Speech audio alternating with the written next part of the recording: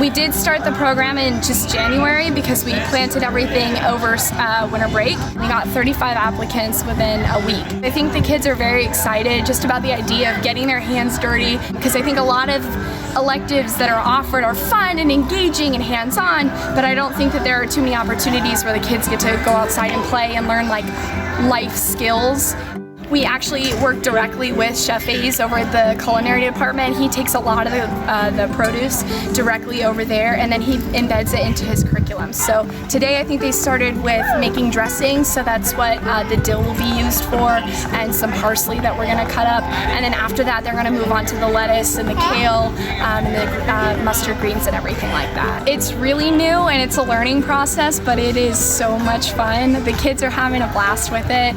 I'm having a blast. I'm learning a lot, and it's cool to be able to grow together.